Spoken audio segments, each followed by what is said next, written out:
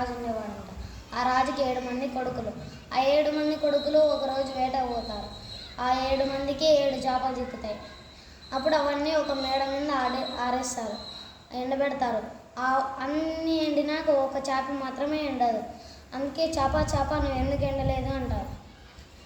నాకు అడ్డం వచ్చింది, అందుకే నేను ఎండలేదు అంటాడు.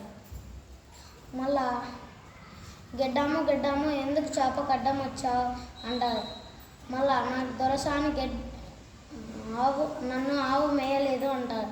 ఆవు ఎందుకు గెడ్డాన్ని వేయలేదు అంటే నాకు దొరసాని వేయలేదు గడ్డి అని చెప్తాడు. దొరసాని ఎందుకు వేయలేదు అంటే అవ్వ నాకు చెప్పింది వేయొద్దని, అందుకే వేయలేదు అంటాడు.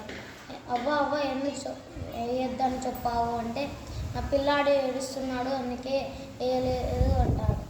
అప్పుడు మళ్ళీ ఆ పిల్లాడు పోయి అడుగుతాడు, పిల్లాడా ఎందుకు నువ్వు ఏడుస్తున్నావు అని అడిగితే నాకు చీమ కుట్టింది అందుకే ఏడుస్తున్నాను అంటాడు. మళ్ళీ ఆ చీమ దగ్గర పోయి అడుగుతాడు, చీమ నువ్వెందుకు మా బాబుని కుట్టావు అని అడుగుతాడు. మళ్ళీ ఆ చీమ నా బంగారు పుట్టలేక చేయబడితే నేను కుట్టనా అంటాడు. ఇది ఒక కథ. Please like, share, subscribe.